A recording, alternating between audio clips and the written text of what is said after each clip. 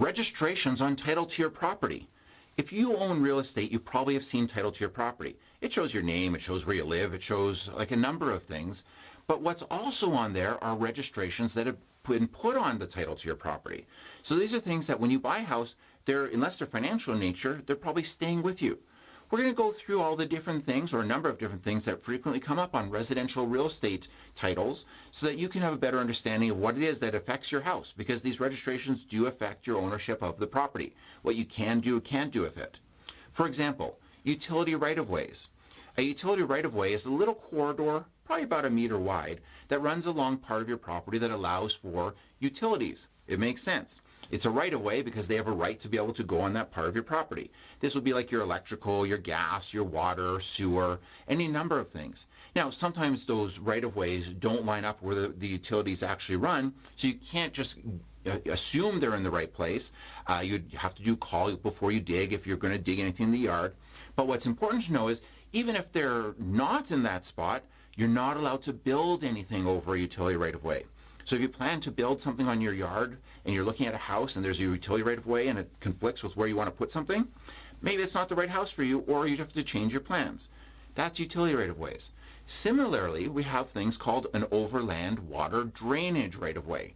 Again, it's a right-of-way where it's a restricted area where you can't build anything on. Most often we see these as those swales, those concrete swales that go along the back of a property to allow water to drain so that you don't have water backup or overflow. Now the swale is often maybe 1 foot or 1.5 feet wide, but the right-of-way is often 1 meter wide. So again, you can't rely on where the swale is. You have to rely on the actual registration on title, because you cannot build things over top of it. Doing so, it could be removed, it could be torn out. You might have to get an encroachment agreement to allow it to remain. So it's going to be really important. Some areas that are close to airports, there's going to be airport zoning regulations, and these are going to deal with things like you can't put a really tall ham radio antenna or things like that. There's going to be restrictions on what you can do that's associated with your proximity to the airport. So if you plan on doing anything like that, again, on all these documents, it's good to read them before you put in an offer on a property so you know exactly what it is you're getting. 4, homeowner associations. Now these are the HOAs, they're often called, are the community association fees.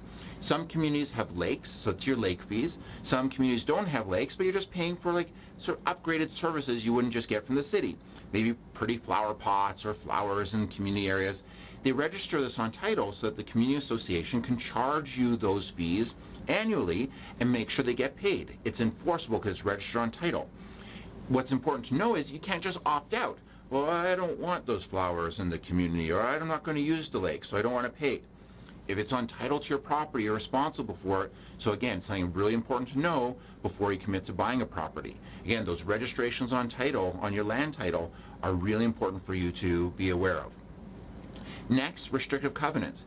And these can be very wide in their nature. You can have a restrictive covenant that restricts what type of roof you have, what kind of fence. If you want privacy and you're on a park where they have a chain link fence, there could be a restrictive covenant that says you have to have a chain link fence. It could involve colors of the home so that the community standards are consistent. It could be where you can't put a garage within so many feet of the alleyway, or any number of restrictions. So you want to make sure if you see a restrictive covenant on the land title to your property, before you buy, or even if you own, before you do any significant exterior work, that you make sure that it's taken care of. And people will say, well, that restricted covenant's from 1911. It doesn't really apply anymore.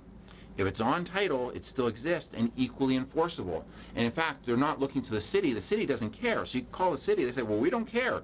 But everyone in your community that has that same restriction can enforce against it. So they can really make sure that the whole community standards are maintained, and it can be very costly.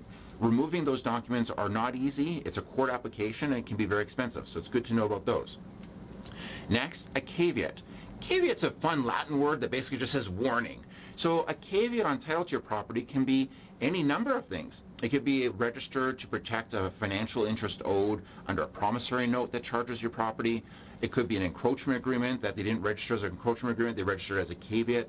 So all caveats should be read and looked at, again, before you buy, before you sell to make sure you're okay to sell, and before you do work on the property. Next, we have something called an easement. And an easement is something that lets somebody get access to your property even though it's not theirs. This is most common, something that we see when you have a zero lot line house. So each home is built right up onto the property line, but what happens if you have to change the siding? You got to step onto your neighbor's lawn. Or it could be a situation where you have a shared driveway where two people have to use the same drive and they have to go on the other person's property. An easement allows for that, where a person can go onto the other person's property in certain circumstances. So it can't be you just go over there and have a barbecue and a drink and play with the kids, but for maintenance, for access for driveways, depending on what the situation is, there's a wide range of reasons why you'd have the easement. If privacy is really important for you and you don't want anyone to ever come on your property, then maybe a house with that registration on its title, at land titles, is something you want to avoid. Talk to your realtor, talk to your lawyer so you understand the nature of it. Next, we have something called an assignment of rents. Typically, they're used when someone is buying a property to use as a rental property, although some lenders will require it always. And what an assignment of rents does is it allows for the bank, in the case of a mortgage, to go to the tenants and say, hey, your landlord's not paying us the mortgage, so we want you to pay us the rent directly to the bank. And they register on title to protect the interest, so they can serve notice on the tenants and make sure that they get paid. It's not something to be scared of. They just sort of disappear as part of a sale process, but that's what they'll see. When you see it on there, that's what it means. Next, we have encroachment agreements. An encroachment agreement is a form of agreement that fixes a problem. It could be with a neighbor, it could be with a city. But let's say you build something onto the city's property, or you build, your shed or your not necessarily fences, but a shed or garage, and it's a little bit onto the neighbor's property. An encroachment agreement is an agreement between both parties to allow that encroachment to remain where it is. Now, a few things about encroachment agreement.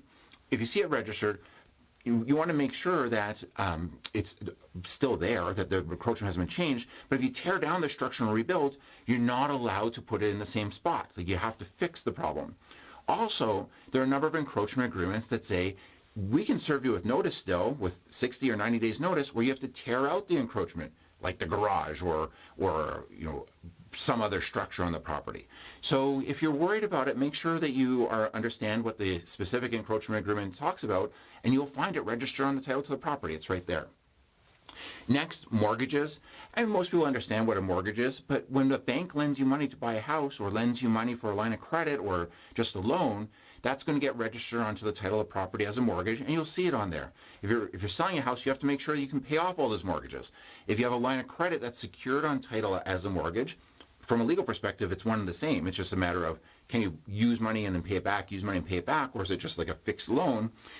That's more of a bank policy and the way it's set up as the loan itself, but it's registered on title to the property as a mortgage. Those have to be discharged and paid out.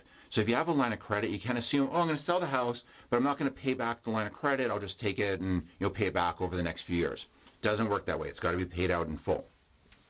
Next, we have something called a certificate of lis pendens.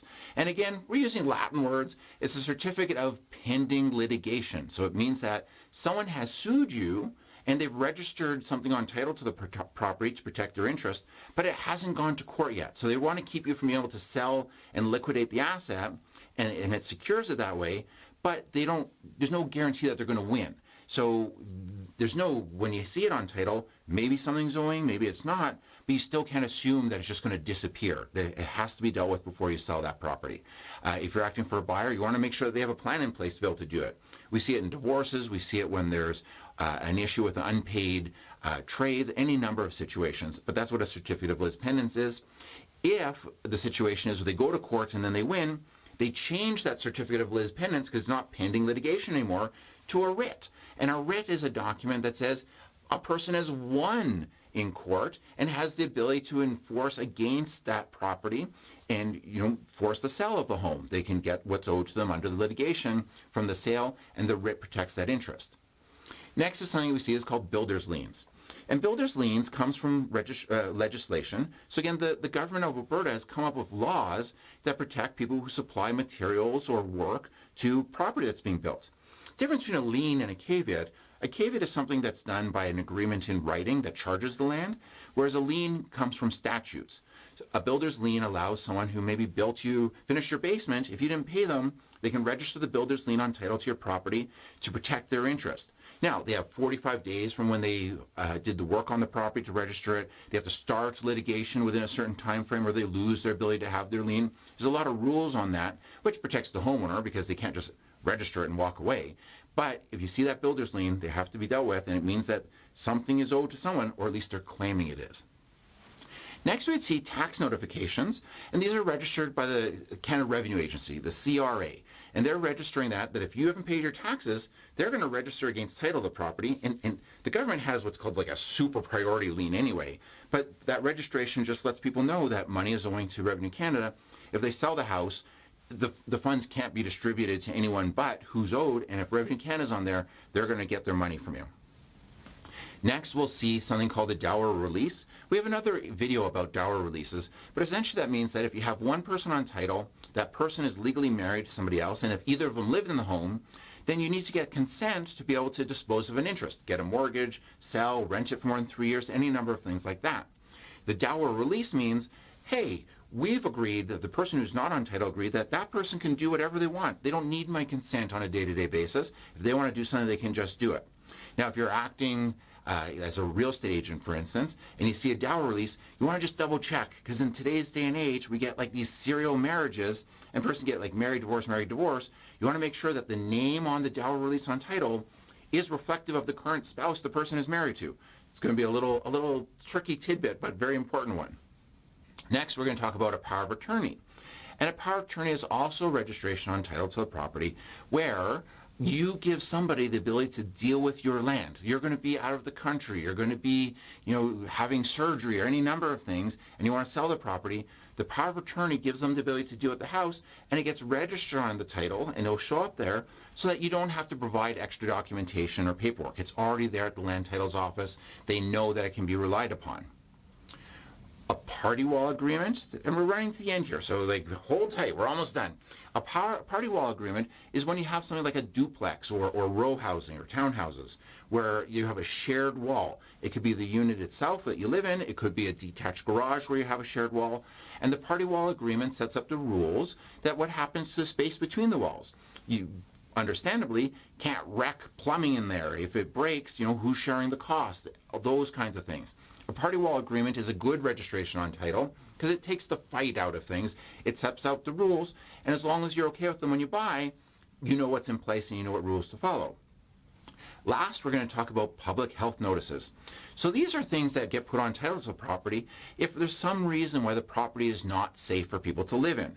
And it could be because of like a mouse infestation. It could be because it was a grow-op. It could be sometimes we see health orders where the water is not potable. If you see that registration on title, remember, it's on title to the property, so you're deemed to know it. You really want to make sure when you see that on land titles registration that you understand what's going on. If you ever have something on title and you're not sure about it, before you buy, talk to your real estate agent, talk to your lawyer. Make sure you understand things. And if you're not sure about it when you're selling, same thing. You want to make sure that everything's in place so that you don't run into problems down the road.